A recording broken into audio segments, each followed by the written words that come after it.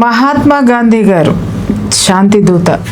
ఒక చెంప మీద కొడితే రెండో చెంప చూపించమన్నారు, కానీ ఒక చెంప మీద రెండు చెంపదెబ్బలు పడేసరికి పాపం ఉక్కిరి బిక్కిరి అయిపోయినటువంటి గాంధేయవాది ఈరోజు ప్రెస్ మీట్ల చుట్టూ, టీవీ షోల చుట్టూ, టీవీల చుట్టూ తిరుగుతున్నారు. అలాగే ఆ చెప్పు ఎవరైతే వాడారో, అక్కడ ఉన్నటువంటి పరిస్థితిని ఎవరైతే దాన్ని ఒక సంచలనాత్మకమైనటువంటి విషయాన్ని చేశారో, ఆరోపణలు ఎవరి మీద అయితే ఉన్నాయో, కశ్యప్ రెడ్డి ఈరోజు మన తేజస్వి మీడియా ముందు ఉన్నారు. అసలు తెలుసుకుందాం అసలు ఆ రోజు ఏం జరిగింది ఏంటి. వివరాల్లోకి వెళ్ళే ముందు మై డియర్ ఫ్రెండ్స్, నేను మీ ప్రియా చౌదరి.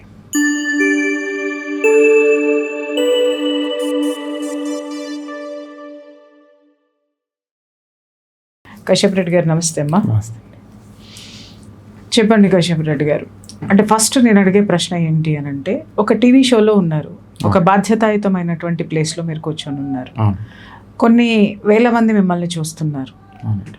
వాళ్ళందరి ముందు కూడా ఏ ధర్మం కోసం అయితే మీరు పోరాడుతున్నారో ఆ ధర్మంలో నడుచుకునేటటువంటి, లేదా అందరు నడవాలనుకునేటటువంటి మీరు అక్కడ అంత ఆవేశపూరితంగా మరొక సాధువుని, మరొక సన్యాసిని, మరొక హిందుత్వవాదిని మీరు అలా చేయడం అనేది ఎంతవరకు కరెక్ట్?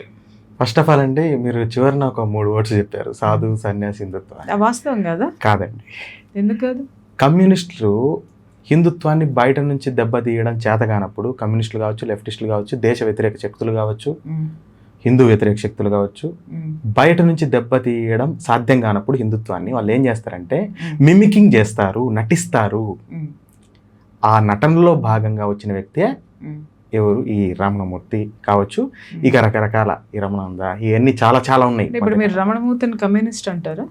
రకరకాల మిక్సిస్ట్ అండి. మిక్సిస్ట్ కొత్త పదం చెప్తున్నారు. ఒక్కొక్క రోజు ఒక్కొక్క రాగా ఊసరవిల్లిలాగా కలర్లు మార్చేవాడిని మిక్సిస్ట్ అంటాడండి. వీడి టార్గెట్ హిందూ ధర్మ ఉద్ధరణ కాదండి, హిందూ ధర్మ వినాశనం అనేది వీడి టార్గెట్. వాస్తవం, అది తెలుస్తూనే ఉంది. కాకపోతే ఏంటి అని అంటే, నేను అడుగుతున్నది, మీరు అక్కడ అంత ఆవేశపడడానికి అంశం ఏంటి? ఇప్పుడు ఆయన తలకాయ అన్నంత మాత్రాన మీరు చెప్పు తీసుకొని కొట్టేశారా అంటే, నేను ఒక విధంగా నేను అక్కడ దాన్ని ఖండిస్తా, అతను మాట్లాడింది కూడా. ఎందుకంటే భగవంతుడి గురించి ఒక కాషాయం వేసుకున్నటువంటి వ్యక్తి, ఒక హిందూ ధర్మం తెలుసు అని మాట్లాడినట్టు, అంటే ఇతను మాట్లాడేటప్పుడు 2 నాలుకల ధోరణి కూడా నేను గమనించాను. ఏంటి అంటే, ఒక చోట పొగుడుతాడు, ఇంకొక చోట అసభ్యకరంగా మాట్లాడతాడు, రామాయణ భారత భాగవతాల గురించి, మళ్ళీ ధర్మం అని మాట్లాడతాడు. ఆ ధర్మంలో వీళ్ళు లేరా? నాకు అర్థం కాదు. ఇప్పుడు రాముడు ఉన్నప్పుడు ధర్మ పరిపాలన జరిగింది, కానీ హిందూ ధర్మం అని మాట్లాడుతూ దాంట్లో ఉన్నటువంటి విషయాలన్నిటిని వక్రీకరించి మాట్లాడడం అనేది చూసాం మనం. అతనికి ధర్మం గురించి తెలిసినటువంటి ఆ ధర్మకర్తకి, ధర్మమూర్తికి భగవంతుడి గురించి మాట్లాడేటప్పుడు కొన్ని పర్యాయ పదాలు ఉంటాయి. శిరస్సు, అది అందరికి అర్థమయ్యేటటువంటి పదం. ఇంకొక పదం కాకుండా మాట్లాడకుండా వాడుక పదము తలకాయను మాట్లాడడం అనేటటువంటి ఫస్ట్ నేను ఖండిస్తున్నా. కానీ కొట్టవలసినంత అవసరం అక్కడ లేదు. మీకు అక్కడ చెప్పాలంటే అండి, భగవంతుని పేరు చెప్పి తలకాయ అని అన్నాడు. బొమ్మ అని మధ్యలో పేరు యాడ్ చేయడానికి ఏమైంది? తనకు విచక్షణ లేదా? ఆ మాట మాట్లాడద్దు. మీరు 2 minutes ఆఫ్ దట్ వీడియో మీరు గమనిస్తే, ఆ మాట మాట్లాడకండి అంటే ఏం చేస్తాం? చెప్పు తీసుకొని కొడతామంటే కొట్టు చూడు అని 4 సార్లు అడిగాడండి. అడిగి మరి కొట్టించుకున్నాడు. ఇప్పుడు హిందువులకు మనకు పెట్టే బుద్ధే కదండి అడిగింది, అంతేనా కాదండి? గతంలో ఆయనది గమనించుకుంటే చంపపెట్టు పెట్టారా? అంతే, ఏది అడిగినా మనం ఇస్తామండి. ఇచ్చడం మనకు ఏది అడిగినా ఇస్తారా? ఏది అడిగినా అంటే అండి, ధార్మిక పరమైంది ఏది అడిగినా తనకు అక్కడన్నా కనువిప్పు కలుగుతుందేమో అనుకున్నామండి. కానీ మీరు అక్కడ ఒక విషయం మర్చిపోయారు కదా కశ్యప్ రెడ్డి గారు. ఇప్పుడు సభా మర్యాద కానీ, అలాగే అక్కడ ఉన్నటువంటి సిచ్యుయేషన్ కానీ మీరు గౌరవించాల్సినటువంటి అవసరం మీకు. ఎందుకంటే ఇప్పుడు మనము రమణమూర్తిని మనం ఎలా మాట్లాడుతున్నామో, అతను ఆ భాష మాట్లాడకూడదు భగవంతుడి గురించి అని ఎలా మాట్లాడుతున్నాము, మీరు ఒక ధర్మబద్ధమైనటువంటి ఇష్యూస్ మాట్లాడడానికి అక్కడికి వెళ్ళినప్పుడు మీరు సంయమనం కోల్పోయి అక్కడ మీరు అంత ఇదిగా ఒక ఉన్మాదిలాగా ప్రవర్తిస్తున్నారు అనేటటువంటిది ప్రజలందరి నుంచి వస్తున్నటువంటి విమర్శ మీ తరపున. ఇక్కడ మనకు చెప్పాల్సిన విషయం ఏంటంటే అండి, నేను దాదాపు ఒక 6 సంవత్సరాల నుంచి ఇదే జర్నలిజం ఫీల్డ్లో ఉన్నాను. నేను వివిధ ఛానళ్ళల్లో జర్నలిస్ట్గా చేశాను, కెమెరామెన్గా చేశాను. అదే నాకు జర్నలిజం అంటే ఇష్టం. ఈవెన్ ముర్షిదాబాద్ అనేటువంటి ఒక డాక్యుమెంటరీని కూడా తీశాను. మీరు కూడా డాక్యుమెంటరీ ప్రదర్శన నేను వచ్చాను, మిమ్మల్ని చూశాను. మనం ఏంటంటేనండి ఒక ఎంక్వైరీ చేసుకుంటాం ఫస్ట్. ఇతను హిందువులాగా నటిస్తున్నాడు అన్నటువంటి ఎంక్వైరీ ఏదైతే చూసినప్పుడు మనకు తెలిసింది ఏంటంటే ఈయన భయానకమైన ఒక కుట్ర చేస్తున్నాడు హిందుత్వం మీద. ఏంటంటే హైజాకింగ్, హిందుత్వాన్ని హైజాక్ చేయడం. ఎగ్జాంపుల్ చూసుకోండి, ఎప్పటి నుంచో చాలా హిందూ సంస్థలు ఉన్నాయి. అవి వ్యక్తి నిర్మాణం చేసుకుంటున్నాయి, కొన్ని వ్యవస్థ నిర్మాణం చేస్తున్నాయి, దేశాన్ని హిందూ రాష్ట్రం వైపుగా తీసుకెళ్తున్నాయి. ఇప్పుడు కొత్తగా ఎవరైతే నేర చరిత్ర కలిగినటువంటి వాళ్ళందరూ కూడా ఇతనితోటి గుమ్మకూడి, ఇతనికి కూడా నేర చరిత్ర ఉందండి, తెలుసు మాకు. ఈ నేర చరిత్రనంతా కప్పిపుచ్చుకోవడానికి ప్లస్ వీళ్ళు ఏం చేస్తున్నారంటే కాషాయం అనేది బయటికి ధరిస్తున్నారు. మనకు శంకర భగవత్పాదుల వారు మోహముగ్ధరంలో ఒక క్లాజ్ ఒకటి పెట్టారండి.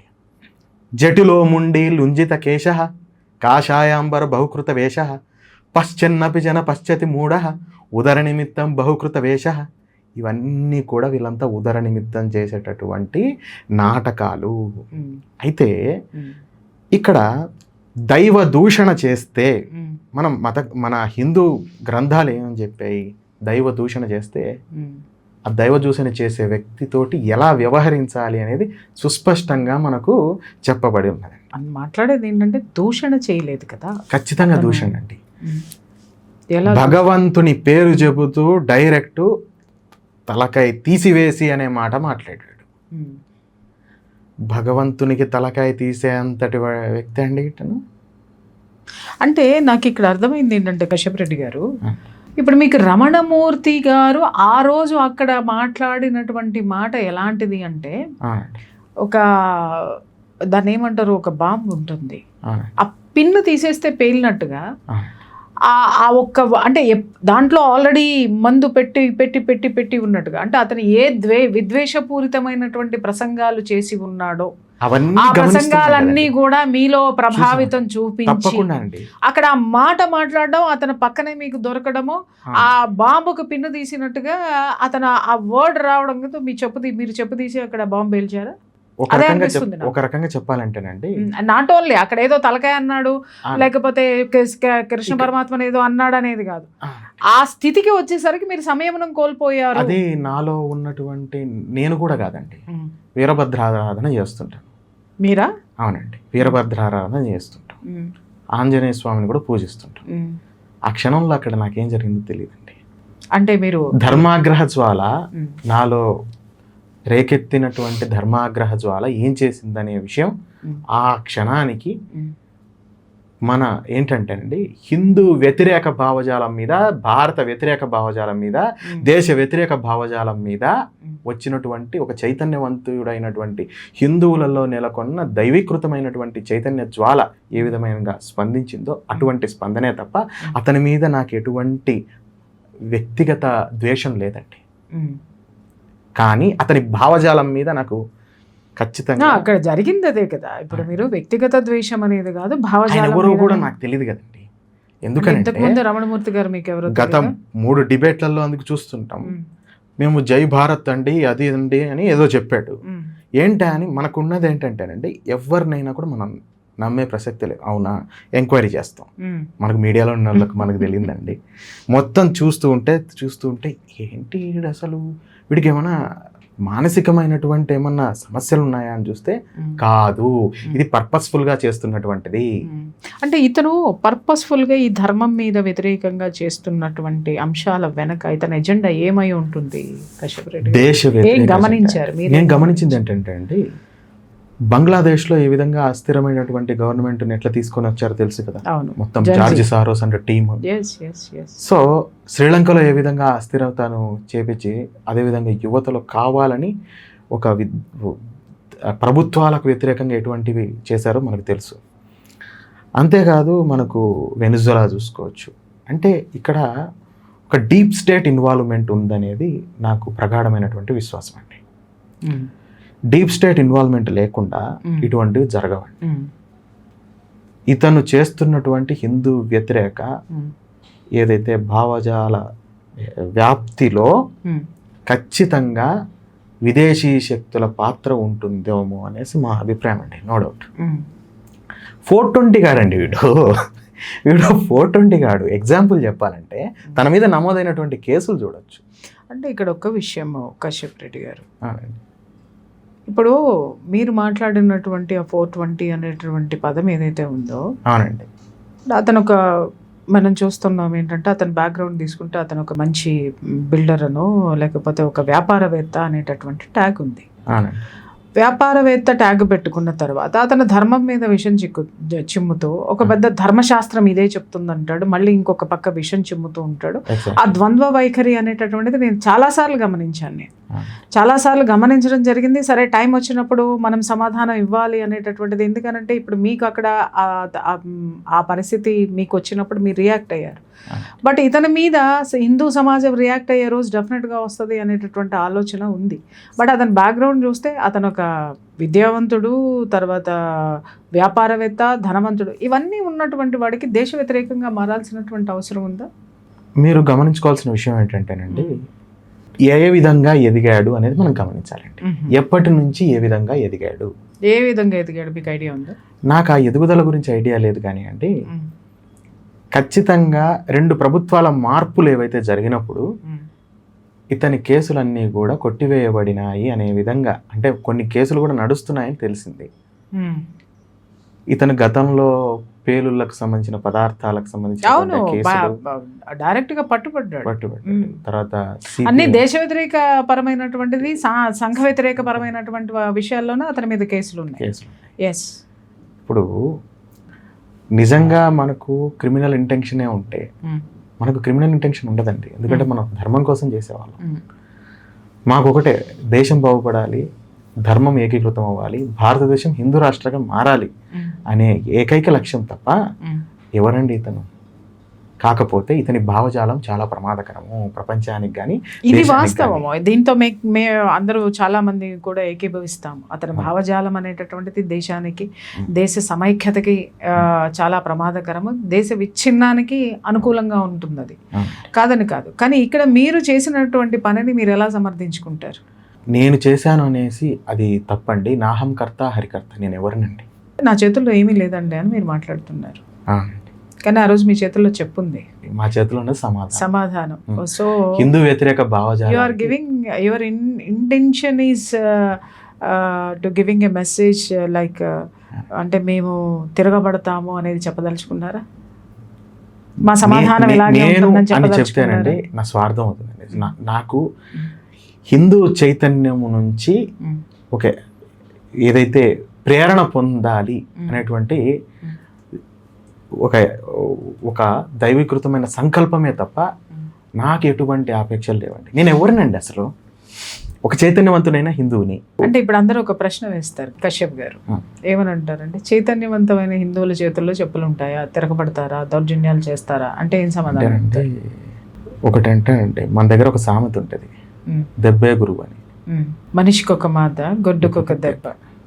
మంచి మనిషికి ఒక మాట, మంచి గొడ్డుకొక దెబ్బ. మాటలతో విన్నప్పుడు ఉల్టా. నేను అడితేనండి ఒకటే చెప్తాను, నా మీద ఎన్ని కేసులైనా నాకు ఇబ్బంది లేదు, నేను జైలుకు పోయినా నాకు ఇబ్బంది లేదు. హిందువులు ప్రేరణ పొందాలి. ఏంటంటే నాది కాదు, ఈ చైతన్యం నాది కాదు, అంతా పరమాత్మ ఇచ్చినటువంటి చైతన్యం. కశ్యప్ రెడ్డి గారు, మీరు చేసినటువంటి ఈ సంఘటనతోటి హిందువులు ప్రేరణ పొందారా? నాది కాదు కదండి ఈ ప్రేరణ, నాకు ఎక్కడి నుంచి వచ్చింది? జాగృతమైనటువంటి హిందూ సమాజం నుంచి ప్రేరణ. ఇప్పుడు మాట్లాడింది ఏంటి? ప్రేరణ పొందాలి అన్నారు. అవునండి. ఈ యొక్క సంఘటన వల్ల ప్రేరణ పొందారా అని అడుగుతున్నాను నేను మీకు. ఈ సంఘటన నుంచి, you are the victim.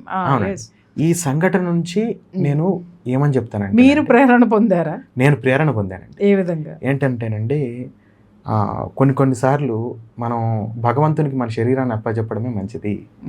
So ఆయనే చూసుకుంటారు. ఎందుకంటే చైతన్యవంతమైనటువంటి స్థితే కదండి. నేను చాలా సామాన్యునండి. నేను ఎలాంటి వ్యక్తిని అంటే చాలా మైల్డ్ వ్యక్తిని. ఇంత సామాన్యమైన మనిషిలో అంత అసామాన్యమైనటువంటి డెసిషన్ తీసుకొని, అదంతా దైవభక్తి అండి. డైలీ దైవుణ్ణి పూజించండి, దైవ నింద చేసి ఎవరిని వదలకండి. అదే మీకు ప్రేరణనిస్తుంది, అదే దేశాన్ని కాపాడుతుంది, అదే ధర్మాన్ని కాపాడుతుంది. వదిలే ప్రసక్తే లేదండి. దైవ నిందన చేసిన వాడిని వదిలే ప్రసక్తే లేదు. దాంట్లో నేను కూడా ఏకీభవిస్తా. కాకపోతే ఇప్పుడు నేను ఒక ప్రశ్న అడుగుతున్నాను ఏంటంటే, మీకు హిందూ సంఘాల నుంచి మద్దతు వచ్చిందా? వస్తూ ఉందండి, వస్తూ ఉంది ఆన్ ది వే. అంటే ఇంకొంతమందికి ఏంటంటేనండి, నన్ను ఏదో దాన్ని ఏమంటారు, నా మీద ఏదో ఉన్మాదం అది ఇది అనే రకరకాల ఏదో భాషలు వినిపించాయని మా ఎవరైతే ఉంటారో మా శ్రేయోభిలాషులు కొంతమంది చెప్తే నేను చెప్పాను, వాళ్ళ లక్ష్యము హిందూ రాష్ట్ర కాకపోవచ్చు, వాళ్ళ లక్ష్యము ఏంటంటే వేరే ఏమైనా ఉండొచ్చు అనే ఒక మాటతోటి ముగించేశాను. ఎందుకంటే మన టార్గెట్ ఎవరండి? దేశ వ్యతిరేకులు, ధర్మ వ్యతిరేకులు, ఎడారి బ్యాచ్, వాళ్ళే మనకు టార్గెట్. హిందూ రాష్ట్ర సాధన అనేది మన లక్ష్యం. అదే తప్ప మనకి వీళ్ళందరూ ఒకటండి, ఒకసారి భగవంతుని ముందర కూర్చొని ఇదయ్యా మనకు ఇది జీవితంలో ఇది నేను చేద్దాం అనుకున్నాను, నాది కూడా కాదు, నీ సంకల్పం, నేనేదో నిమిత్త మాత్రంగా ఇప్పుడు జన్మ తీసుకోవాల్సి వచ్చింది, ఏదో మనకు కారణం లేకుండా ఎవరు జన్మ ఉండదు, నా కారణం ఏంటనేది నాకు ఎప్పుడో 14 సంవత్సరాల క్రితమే నాకు స్ఫురించింది. హిందూ రాష్ట్ర సాధన కోసమే నువ్వు నీ లక్ష్యము అనేది నేనైతే తెలుసుకున్నట్టుంటే. సో మళ్ళీ నాకు జన్మ ఉండకూడదంటే ఏం చేయాలండి? నేను ఆ సాధనలోనే ఉండాలా లేదా? ఇప్పుడు మీరు ఆర్ఎస్ఎస్లో ఉన్నారా?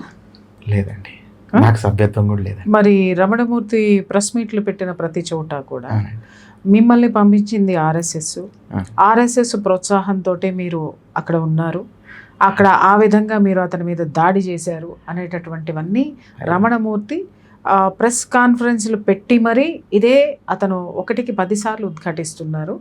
మీరేమో ఆర్ఎస్ఎస్లో లేరు అని చెప్తున్నారు. బట్ అతను బ్లేమ్ చేస్తున్నది ఏంటంటే ఆర్ఎస్ఎస్ను బ్లేమ్ చేయడానికి మిమ్మల్ని ఒక దీని కింద తీసుకొని ఉన్నాడు. ఇప్పుడు చెప్పండి, మీరు ఆర్ఎస్ఎస్లో ఉన్నారా లేదా?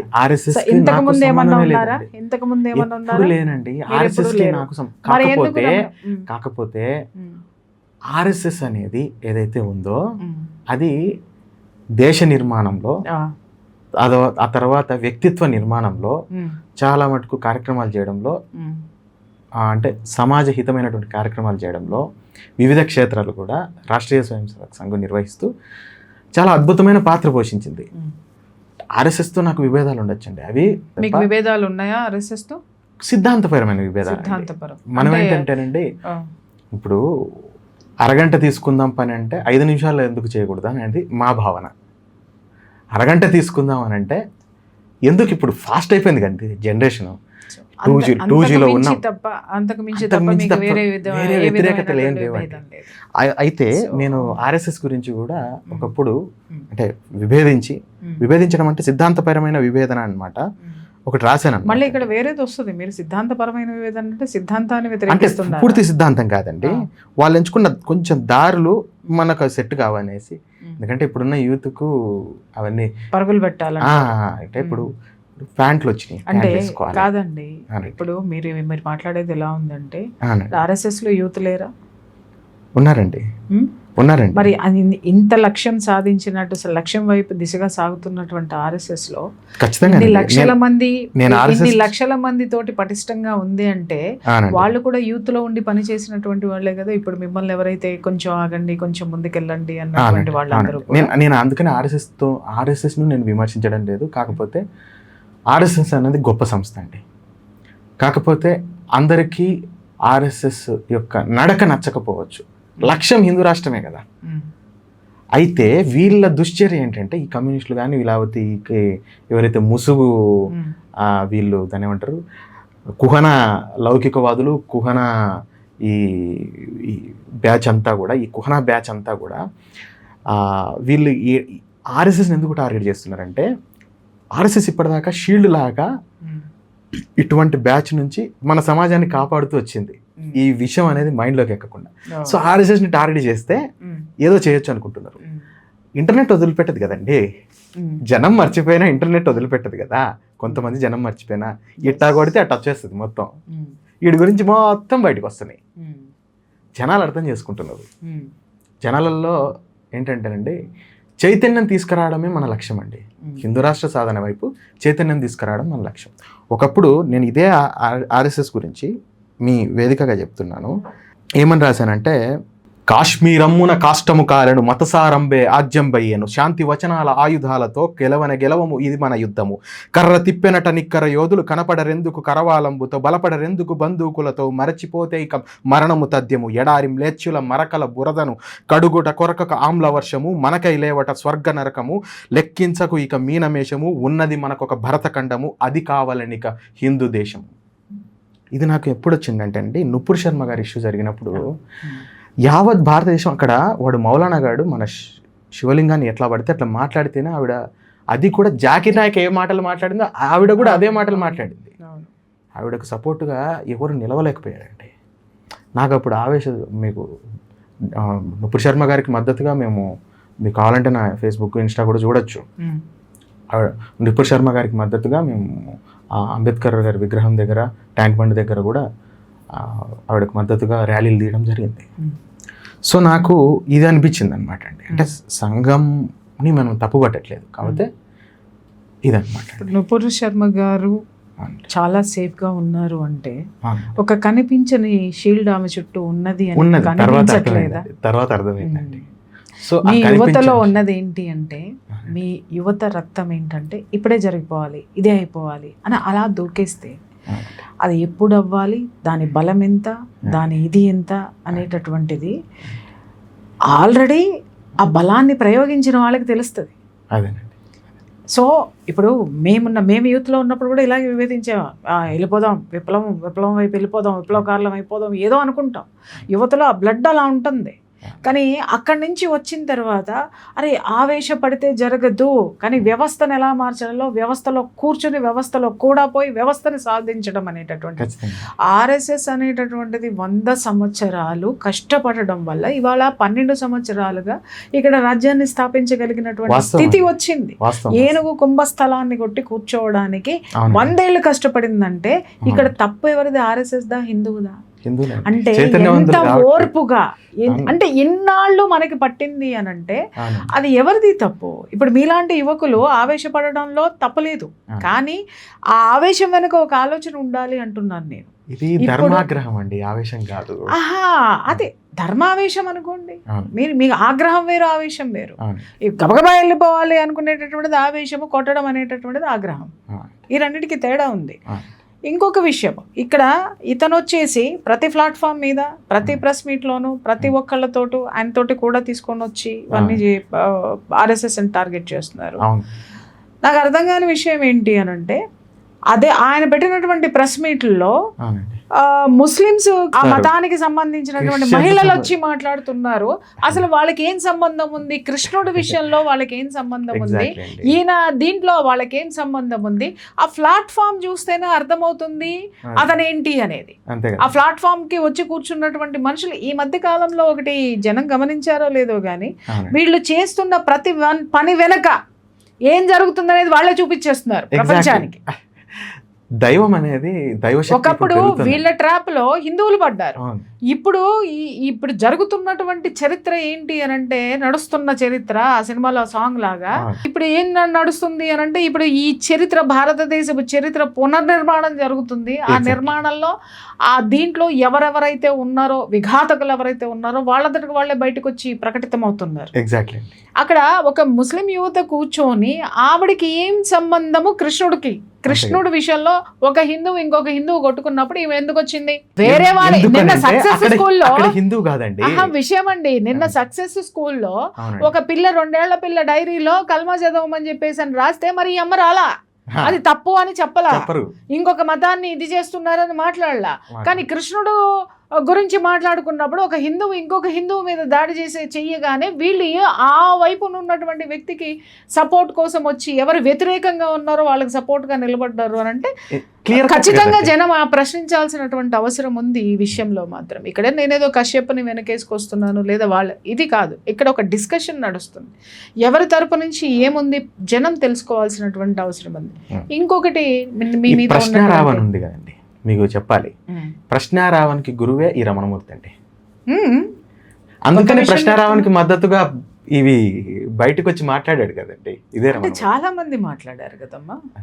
చాలా ఒకటండి, మాట్లాడారు కదా, తులసక్క మాట్లాడింది. ఇతను రాముల వారి గురించి ఎలా మాట్లాడాడో తెలుసు. ఆ క్లిప్ చూసుకోండి, ప్రశ్నారామన్ మాట్లాడింది చూసుకోండి, భాష ఒకటే ఉంటుంది. సో వీళ్ళది ఏంటంటే థ్రెడ్ లాగితే, అంటే తీగ లాగితే డొంకంతా కదలడం అంటారు కదండి. విషయం ఏంటంటే వీళ్ళు ధర్మం హిందూ ధర్మం అని మాట్లాడుతూ ఆ ధర్మ సంస్థాపన చేసినటువంటి కృష్ణుడు గురించి రాముడు గురించి మాట్లాడేటప్పుడు వీళ్ళ హావభావాలు మారిపోతాయి. ఒక ఫ్రస్ట్రేషన్ బయటకు వచ్చేస్తుంది, ఒక విధమైనటువంటి దాన్ని ఏమంటారు, ఆ ఫేస్ లో ఒక రంగులు మారుతాయండి. భయంకరమైనటువంటి వ్యతిరేకత కాదు, వ్యతిరేకతకి మించి ఒక పదం ఉంటుందండి, కుటిల కుట్రలు, ఇవన్నీ ఫేస్ లో. కుటిలము కుట్రలు అంటే మనం శకుని గుర్తు తెచ్చుకోవాలి. శకుని ఎప్పుడు కూడా కుటిలం చేసేటప్పుడు కుట్రలు చేసేటప్పుడు ప్రశాంతంగా ఉంటారు. వీళ్ళు కుటిలం కుట్ర కంటే కూడా వినాశనం వైపుగా వీళ్ళు అడుగులు పెడుతున్నారు. సో ఆ వికృతమైనటువంటి ఆ ఫేస్ లో వికృత భావనలు వీళ్ళకి కనిపిస్తూ ఉంటాయి దీని మీద. అయితే మీ మీద ఉన్నటువంటి ఇంకొకటి నాకు క్లారిటీ ఇవ్వండి, మీరు వైఎస్ఆర్సీపీ పార్టీలో ఉన్నారా? లేదండి. ఇది స్పష్టమా? స్పష్టం అండి. బికాస్ మీ పేరు చివర మీ ట్యాగ్, ఒక ట్యాగ్ ఉంది, ఒక 2 అక్షరాల ట్యాగ్ ఉంది. So you are belongs to YSRCP. కానే కాదండి, అయితే ఇక్కడ అది క్రైస్తవుల పార్టీ కదండి. ఏది వైఎస్ఆర్సీపీ అనేది క్రైస్తవులు. అంటే మీ పేరు చివర 2 అక్షరాలు ఉన్నాయి కదండి. మేము దానికోసం కూడా పోరాడుతున్నాం. ఒక విషయం, మరి ఇప్పుడు ఇదే రమణమూర్తి బొట్టెట్టుకుని కాషాయం పెట్టుకుని అడుగుతున్నారు, మరి మీరు హిందుత్వం అటు ఉండరని ఏంటి గ్యారెంటీ? నేను అది కూడా చెప్తానండి. ఇది కాకపోతే కొన్ని సందర్భాలలో మనము ఏంటంటే మనకు అక్కడ క్యాండిడేట్ను బట్టి ఓటేయాల్సినటువంటి సందర్భాలు వచ్చినప్పుడు వేసినమాట. అంటే మీరు వ్యక్తిగతంగా సపోర్ట్ చేస్తారు తప్ప వ్యవస్థకి కాదా? అసలు వ్యక్తిగతంగా కూడా ఎందుకు సపోర్ట్ చేస్తామండి? ఇప్పుడు 3 పార్టీలు ఉన్నాయనుకోండి, 3 పార్టీలో 2 పార్టీలు ఉన్నాయనుకోండి, ఒక రిజర్వ్డ్ కాన్స్టిట్యున్సీ అనుకోండి, నిజమైన హిందూ ఎవరు అనేసి చూసుకొని ఓటేస్తామా, పార్టీలు చూసుకొని ఓటేస్తామా? అటువంటి ధర్మ సందేహం కలిగినప్పుడు మీరు ఎవరికి వేస్తారండి? అంటే ఇక్కడ మీరు ఈ ప్రశ్నతోటి తప్పించుకోవాలని చూస్తున్నారు. లేదు, కానీ వినండి, ఇక్కడ విషయం ఏంటంటే ఇప్పుడు మీరు నిజమైన హిందువు అని మాట్లాడారు, బట్ ఆ నిజమైన హిందువు ఆ పార్టీలోనే ఎందుకు ఉండాలి? హిందుత్వం ఉన్న దాంట్లో ఎందుకు ఉండాలి? ఖచ్చితంగానండి. ఇక్కడ వచ్చిన ప్రాబ్లం ఏంటంటే మనకు సెక్యులరిజం అనేది భయంకరంగా తయారైపోయింది. ఇవాళ ఎవరైతే రకరకాల తన బ్యాగులో బైబుల్ ఉంటుందని అంటారు, తన పాకెట్లో బైబుల్ ఉంటుంది, నా కారు దాంట్లో బైబుల్ ఉంటుంది అనే వ్యక్తి పెద్ద స్థాయిలో ఉన్నారు, హోమ్ మినిస్టర్. మరి ఇంకా దేన్ని తప్పులు పట్టాలండి? తర్వాత పాపం ఇస్కాన్ వాళ్ళు భగవద్గీతలు పంచుకుంటుంటే వెళ్ళిపోయి చాలా ఇది చేసిన ఒక మహిళా మూర్తి, ఎమ్మెల్యే, ప్రజాప్రతినిధి. మరి ఏ పార్టీది ఏంటండి? సో కాకపోతే మనకు క్లియర్ కట్ అండర్స్టాండింగ్ ఉంది. మీరు నా 2014 పోస్టింగ్స్ కూడా ఫేస్బుక్లో చూసుకోవచ్చు. జగన్ అసలు హిందువే కాదు, రెడ్డి ఎలా అవుతాడని మొట్టమొదటి స్టార్ట్ చేసింది నేనే క్యాంపెయిన్.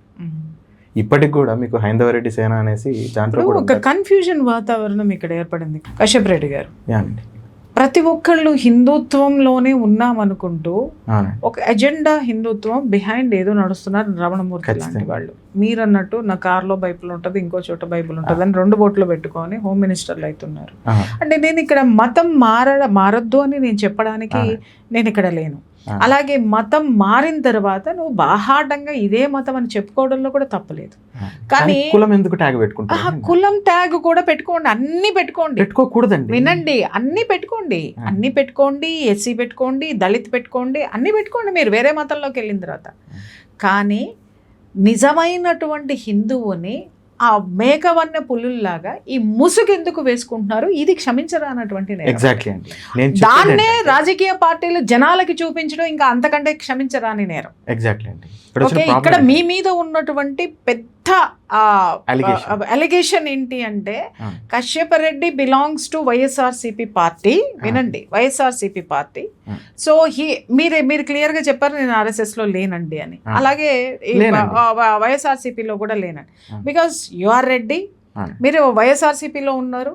ప్రశ్నారావణ్ విషయం ఏదైతే ఉందో ఆ ఇష్యూ ఏదైతే ఫోకస్ అవుతుందో, వైఎస్ఆర్సీపీ దాని మీద అపవాదం ఎదుర్కొంటుందో, దాని నుంచి బయటపడడానికి టాపిక్ ని డైవర్ట్ చేయడానికి కశ్యప్ రెడ్డి అండ్ వైఎస్ఆర్సీపీ ఫ్యాబ్రికేటెడ్ గా ఇది చేసి అక్కడ అలజడి సృష్టించి టాపిక్ని డైవర్ట్ చేయడానికి స్టార్ట్ చేస్తున్నారు. ఇది తీసుకొచ్చి ఆర్ఎస్ఎస్ మీద బ్లేమ్ చేస్తున్నారు అనేటటువంటిది మీ మీద ఉన్నటువంటి పెద్ద అలిగేషన్. ప్రశ్నారావణ గురించి వీడియో చేస్తూ ఎన్ని కమ్మ సంఘాలు, ఇది మీరు కట్ చేయకుండా వేసేయండి,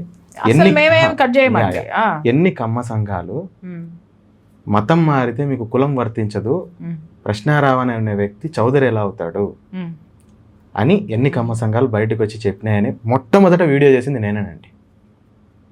ఇంకొకటి, నేనైతే బలంగా నమ్మేది ఏంటంటే మతం మారితే కులం పోతుంది అని నేను నమ్ముతానండి. 100% అండి. మీరు కావాలంటే హిందువే కాదు అన్నప్పుడు హిందువులో ఉన్న కులాలు నీకు ఎలా యాప్ట్ అవుతాయి?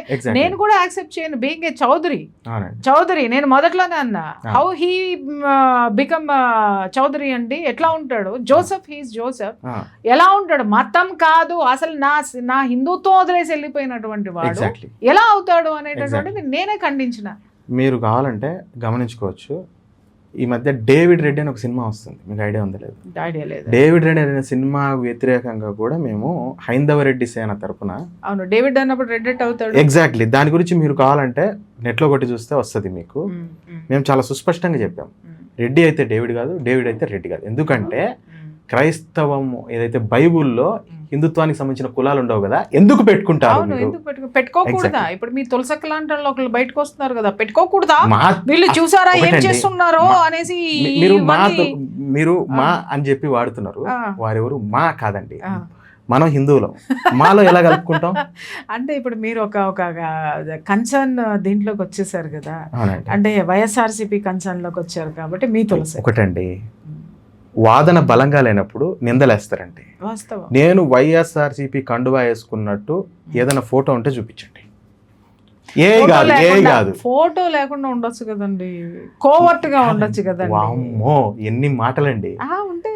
నేను చాలా సుస్పష్టంగా మీరు చెప్పిన విధంగా కోవట్టో లేకపోతే ఇంకొకటి అయితే 2014లో నేను పెట్టిన పోస్ట్ ఉంటుంది, జగన్ అసలు హిందువే కాదు రెడ్డి ఎలా అవుతాడు, అంతేకాదు అవినీతికి పాల్పడ్డాడు, కడప పరుగు తీశాడు అనే పోస్ట్ ఉంటుంది. మీరు కావాలంటే నెట్లో సెర్చ్ చేసి చూసుకోండి. 2014లోనే పెట్టా. మీరు చెప్పిన విధంగా నేను వైఎస్ఆర్సీపీ అయితే వైఎస్ఆర్సీపీకి డ్యామేజ్ అవుతుంది కదా, ఇలాంటి పోస్టులు నేను పెట్టకూడదు కదా. దీంట్లో కూడా డేవిడ్ రెడ్డి సినిమా అనేది డేవిడ్కి రెడ్డి ఆపాదించద్దు, రెడ్డి అనే ట్యాగ్ తీసేయండి అని చాలా సుస్పష్టంగా చెప్పాను. చెప్పినప్పుడు కూడా నేను చాలా సుస్పష్టంగా తెలియజేసి జార్జ్ రెడ్డి అని అది కూడా మేము వ్యతిరేకించాం, చెప్పేసి ఇక్కడ డేవిడ్ రెడ్డి అని అది కూడా మేము వ్యతిరేకించాం. అదే అంటున్నాను సార్. ఇప్పుడు ఎలా ఉంటుందంటే ఇక్కడ ఇంత భయంకరంగా ఎలా ఉందంటే ఏసుకు సుప్రభాతం పాడటము, ఏసుకు అభిషేకాలు చేయడము, తర్వాత దాన్ని ఏమంటారు రథయాత్రలు చేసి నీళ్లు పోసి దండాలు పెట్టడము. అసలు మీ స్టాండ్ ఏంటి? ఇంకొక విషయము, హిందూ ధర్మంలో ఉన్నటువంటి వాటిని అడాప్ట్ చేసుకున్నప్పుడు మరి ఈ సోకాల్డ్ సెక్యులర్ కుక్కలు ఎందుకు మాట్లాడవు? ఎందుకు నోరు ఉండదు వాళ్ళకి? ఎందుకు వాటిని వివేదించరు? ఇప్పుడు అవి హిందూ ధర్మంలో ఏవైతే ఉన్నాయో అసలు సుప్రభాతం అంటే ఏంటో కొన్ని బూతులు ఉన్నాయని మాట్లాడేది ఈ కమ్యూనిస్టులు. మరి ఆ సుప్రభాతం యేసు ప్రభువుకు పెట్టినప్పుడు ఎట్లా పెడతావని ఎందుకు మాట్లాడరు? అంటే ఇక్కడ భావం వేరంటారేమో. సుప్రభాతం అంతే.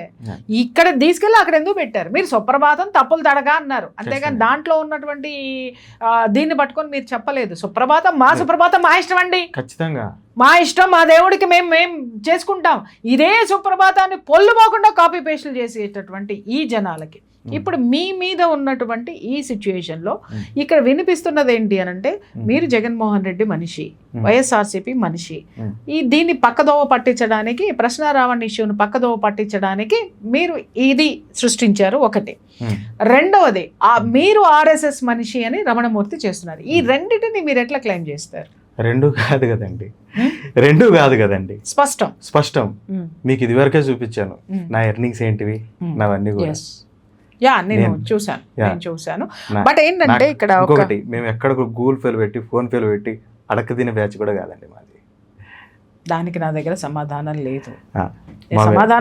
ఇన్ ద సెన్స్ అంటే యాజ్ ఎ రెడ్డి నేను చెప్తున్నా, యాజ్ ఎ రెడ్డి, ఎందుకంటే ముందు హిందువుని తర్వాత రెడ్డిని, మాకు స్వాభిమానం ఉంటుందండి. సో మేము ఎక్కడ దేహి అని చేసామండి. మాకు దేశం ముఖ్యం, ధర్మం ముఖ్యం, రాష్ట్రకూటుల వారసులం అండి. అంటే రెడ్డికి ఒకటే ఉంటుందా, మిగతా వాళ్ళకి లేదని నేను చెప్పట్లా. మేము రాష్ట్రకూటుల వారసులం అండి. చిన్న చిన్న ప్రాంతాలన్నీ మల్లెపూలాగా ఒక దారంతో కుట్టి పెద్ద పెద్ద రాష్ట్రాలను ఏర్పాటు చేసిన రాష్ట్రకూటులం అండి. సో వాళ్ళ వారసత్వంలో వచ్చినాం. మీ ఫాదర్ ఏంటి చెప్పండి? మా ఫాదరు మాచిరెడ్డి గారు అండి. మా ఫాదర్ గారు మా నాన్నగారు ఎవరైతే ఉన్నారో ఆయన ఇంగ్లీష్ లెక్చరర్ అండి. ఎడ్యుకేటెడ్. మా అమ్మగారు కూడా టీచర్ అండి. నేను హోమియో డాక్టర్ అండి. మీరేం చదువుకున్నారు? నేను BHMS చదివాను. ఎందుకంటే దేశం ఈ విధంగా అయిపోతుంది, ధర్మం ఈ విధంగా అయిపోతుందని మీరు చదువుకున్నారు, మీ ఫ్యామిలీ ఎడ్యుకేటెడ్, ఎందుకు మీరు సంయమనం కోల్పోయారు? ఒకటండి, నా దైవం తోలుకొచ్చినా, నా తల్లి తోలుకొచ్చినా, నా తండ్రి తోలుకొచ్చినా, నా దేశం తోలుకొచ్చినా ఎవరిని వదిలే ప్రసక్తే లేదండి. హింస ఒకటే ప్రధానం. నాది కాదండి, దైవం నడిపిస్తుంది అంతే. ఇప్పుడు అతను మాట్లాడిన మాట కూడా అదే మాట్లాడితే ఏమంటారు? ఎవరండి? నాన్న కూడా దేవుడే మాట్లాడించాడు. నడిపిస్తున్నాడండి, దైవం చెప్పింది కదండి. ఎటువంటి కర్మకు ఎటువంటిది మనం శిక్ష ఇవ్వాలి అని చెప్పింది కదండి. ఇవాళ ఏదో ఒకడు పార్టీ ఎవడో పెట్టుకున్నాడని వాడెవడో పులందెలకు సంబంధించినోడు వాటితో పెట్టేసి రెడ్డిలందరికీ ఆపాదించి రెడ్డిలంటే యాంటీ హిందువులు అనే విధంగా కావాలని చిత్రీకరించడానికి ట్రై చేస్తున్నారండి. అందుకనే హైందవ రెడ్డి సేన అనేది కూడా ఒక 4 రైతులతో కలిసి మేము అందరం కలిసి పెట్టినామండి. అసలు నువ్వు కన్వర్ట్ అయితే రెడ్డి ట్యాగ్ ఎట్లా పెట్టుకుంటావని అడుగుతున్నామండి.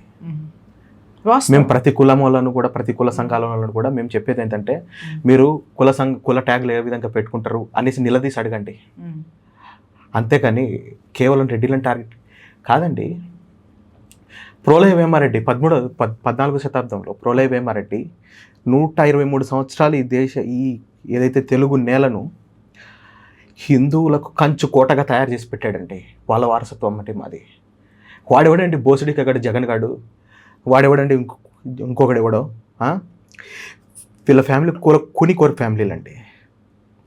కాకపోతే ఇక్కడ వచ్చిన ప్రశ్న ఏంటంటేనండి, ఇటుపక్క చూసుకుంటే మీరు చెప్పినట్టు ఎల్లో పార్టీ, ఇటుపక్క చూసుకుంటే బ్లూ పార్టీ, వీళ్ళందరూ కూడా ఇటుపక్క క్రైస్తవానికో, ఇటుపక్క ఇస్లాంకో, ఇటుపక్క వేరే దేశ ఎడారి మతాల వాళ్ళకు వీళ్ళకో హిందువులను తగ్గించి మరి వాళ్ళకి హెల్ప్లు చేస్తున్నాయి.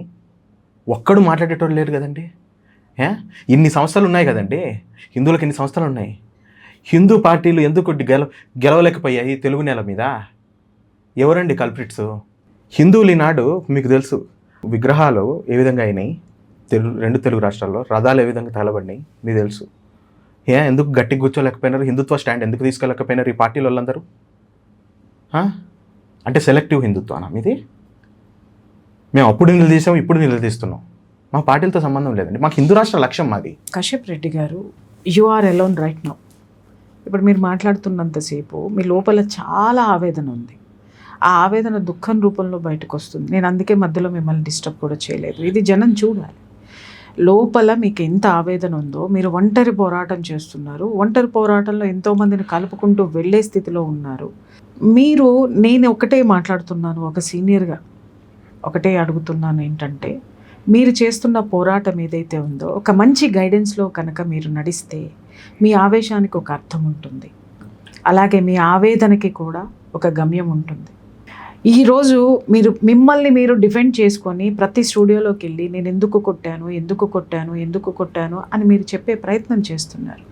కానీ మీ మీద వస్తున్నటువంటివి గమనించారా? ఎందుకంటే మీలాంటి వాళ్ళు చాలామంది ఉన్నారు యువత ఇలాగే ఎందుకంటే ఆవేశంతో దేశం బాగుపడాలి వీళ్ళెందుకు ప్రశ్నిస్తున్నారు. కానీ ఇక్కడ సమాజాన్ని అర్థం చేసుకొని ముందుకు వెళ్ళాల్సినటువంటి అవసరం ఉంది. ఇప్పుడు భగత్ సింగ్కి ఉరిశిక్ష పడిందండి. మరి ఎంతోమంది ఉన్నారు గొప్ప గొప్ప నాయకులు, దేశాన్ని దశాబ్దాలుగా ఏలినటువంటి వాళ్ళకి ఎవరికి ఆ స్వాతంత్ర సమరయోధులకు ఉరిశిక్ష పడలేదు. ఎందుకు భగత్ సింగ్కి ఉరిశిక్ష పడింది అంటే, భగత్ సింగ్ మీలాగా కోరుకున్నాడు త్వరగా స్వరాజ్యం కావాలి అని, కానీ అడ్డుకున్నటువంటి వాళ్ళు ఉన్నారు. కానీ అలాగే వేరాస్ సుభాష్ చంద్రబోస్కి వణికి స్వతంత్రం ఇచ్చి వెళ్ళినటువంటి సందర్భం మనం ఒక వీరుడిని కూడా బిహైండ్ ద స్క్రీన్ చూసాం. మీరన్నట్టు ఆ బిహైండ్ ద స్క్రీన్ ఆ వీరత్వాలు నడుస్తున్నాయి. మీ ఆవేదన నాకు అర్థమైంది, మీ యొక్క ఆవేశం కూడా ఉంది.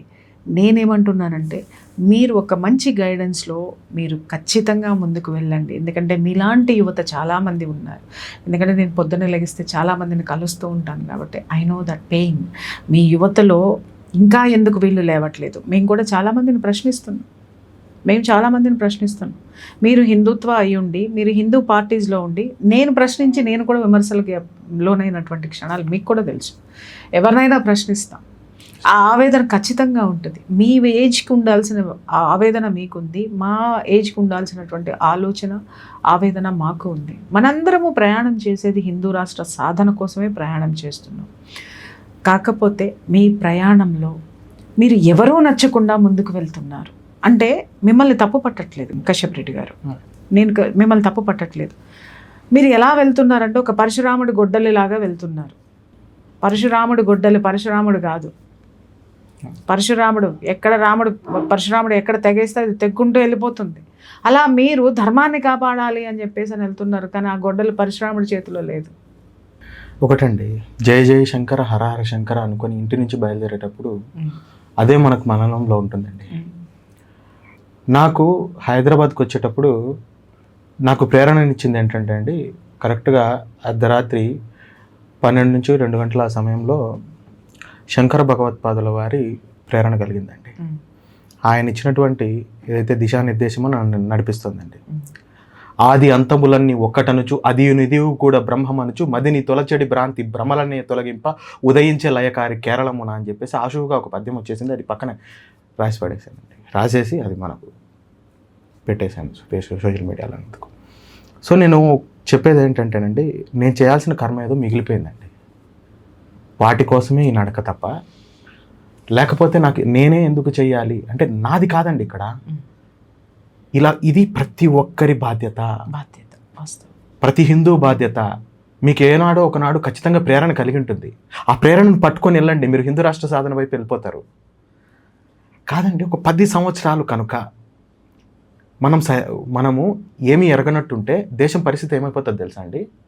గజ్వా ఏ హింద్ అవుతుందండి. అంటే ఇక్కడంతా కూడా ఆ పచ్చ జెండాలు అడుగుతున్నారు. మీరు మనం పిచ్చి వాళ్ళంగా మారుతున్నాం, మీకు అర్థం కావట్లేదు. మేము మాట్లాడినా మీరు మాట్లాడినా గజ్వాయే హింద్ అంటే ఎవరికీ అర్థం కాదు. అర్థం చేసుకోవాలనేటటువంటి మెంటాలిటీ లేదు. ఎలా ఉన్నారు అని అంటే వాళ్ళందరూ కూడా గజ్వాయే హింద్ మాట్లాడాలి ఏదైనా ఉంది అంటే ఈరోజు ఎన్ని రీల్స్ చేసాం, ఈరోజు ఎన్ని రీల్స్ చూసాం, ఈరోజు మా షాపింగ్లు ఏంటి, మా పిల్లలు ట్యూషన్ ఫీజులు కట్టుకోవడానికి, స్కూల్ ఫీజులు కట్టుకోవడానికి, మేము ఈఎంఐలు కట్టుకోవడానికి మా తలకు మించిన భారం మీద మాకున్నాయండి. ఈ గజ్వాయే హిందులు ఎవరికి కావాలి? అవి వచ్చినప్పుడు చూసుకుందాలే అంటే వచ్చినప్పుడు చూసుకుంటానికి వీడు ఉండడు అన్న సంగతి వాడికి తెలియదు. అంత అమాయకత్వం అనుకోవాలా, మూర్ఖత్వం అనుకోవాలా? ఆ సత్యం బోధపడితే అండి వీళ్ళకేంటంటే అండి, హిందువులందరికీ పిక్చరైజేషన్ అనేది ఇంపార్టెంట్ అండి. వీళ్ళు ఏదున్నా కానీ సినిమాటిక్గా చూపించాలి. మొన్న దురంధర్ సినిమా వచ్చిన తానే మొత్తం అందరికీ అబ్బా దేశభక్తి అన్నీ వచ్చినాయి. అది కొన్ని రోజులు ఉంటుంది, మళ్ళీ పోతుంది. థియేటర్ ఇన్స్పిరేషన్ అంటారు. అంటే థియేటర్లో సినిమా చూసినంత వరకు అలాగే ఉండాలి అని బయటకు వచ్చిన తర్వాత, ఇంటికి వచ్చిన తర్వాత ఉంటాడు. నిద్రపోయి లేచిన తర్వాత మళ్ళీ మామూలే ఏంటంటే ఎక్కడ లంచం తీసుకుందాం, లేకపోతే ఎక్కడ ఏం చేద్దాము, ఎక్కడ ఇది చేద్దాము, లేకపోతే వాడే కదా వీడే కదా, మళ్ళీ మామూలే యాజ్ యూజువల్. అది that is called theatre inspiration. చూసినంతసేపు అలా అయిపోవాలనుకుంటాం, బయటకు వచ్చిన తర్వాత ఎవరికి గుర్తుండదు. ప్రతి ఒక్కడు దురంధర్లా మారాలని మీలాంటి వాళ్ళందరూ పాటుపడుతున్నారు, కాదని అనడం లేదు కశ్యప్. కాకపోతే ఒకటండి, మన ధర్మాన్ని, మన దైవాన్ని కావచ్చు, మన దేశాన్ని కావచ్చు, దాని మీద ఎవరైనా మాట మాట్లాడితే ఎవరు కూడా కాముగుండద్దు. ఎందుకనంటే మీలో దైవీ ప్రేరణ ప్రేరేపిస్తుంది, ఏం చేయాలనేది అదే నిర్దేశం చేస్తుంది. దాని ప్రకారమే వెళ్ళండి. ఎందుకనంటే వీళ్ళు ఇప్పుడున్నటువంటి జైలు కావచ్చు, ఇప్పుడున్నటువంటి చట్టాలు కావచ్చు, ఇవన్నీ కూడా మనం రాసుకున్నటువంటివే. నేను లాస్ట్గా ఒకటే నేను మిమ్మల్ని కోరుకుంటున్నాను, మీ మీద ఉన్నటువంటిది, మీరు ఆర్ఎస్ఎస్ వ్యక్తి అనేటటువంటి దానికి ఈరోజు ఆ సంస్థ చాలా పెద్ద ఇది ఫేస్ చేస్తుంది. దానికి మీరు ఏం చెప్తారు ప్రేక్షకులకి? ఒకటండి, నేను పదే చెప్పేది ఒకటేనండి, నేను ఆర్ఎస్ఎస్ వ్యక్తిని కాదు, ఆర్ఎస్ఎస్లో నాకు ఎటువంటి సభ్యత్వం లేదు.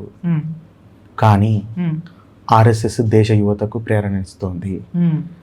ఆర్ఎస్ఎస్ అనేది వ్యక్తి నిర్మాణం చేస్తుంది. ఫ్లడ్స్ అందుకొచ్చినప్పుడు మనకే విదేశాలలో వచ్చో ఇక్కడ సహాయాలు చేయట్లే, ఇక్కడ ఉన్నటువంటి ఎవరైతే స్థితిమంతుల్లో ఉన్నటువంటి సేవా భావజాలం కలిగినటువంటి వ్యక్తులే కొన్ని సంస్థల ద్వారా ఏదో ఒక సంస్థ అయితే ఏకం చేయగలుగుతుంది కదా, చేయగలుగుతుంది. మనం దానికి సంతోషించాల్సింది పోయి దాని మీద వీళ్ళు ఎందుకు టార్గెట్ చేస్తున్నారో అర్థం చేసుకోండి. ఈ రోజు అదే జరుగుతుందండి. ఇప్పుడు ప్రియా చౌదరి గట్టిగా మాట్లాడిందంటే ప్రెస్ క్లబ్ లో నుంచొని ప్రియా చౌదరి చేత మాట్లాడిస్తుంది ఆర్ఎస్ఎస్. అసలు నిజంగా చెప్తున్నా, అసలు ఆర్ఎస్ఎస్ ఏడుందో కూడా నాకు తెలియదు, నిజంగా తెలియదు, వాస్తవం అండి, నాకు తెలియదు. అసలు ఆర్ఎస్ఎస్ ఎట పని చేస్తుందో కూడా నాకు ఇప్పటికీ తెలియదు. కొద్దో గొప్ప నాలెడ్జ్ ఉందేమో కానీ నాకు అసలు తెలియదు, నాకు అంత ఇది లేదు.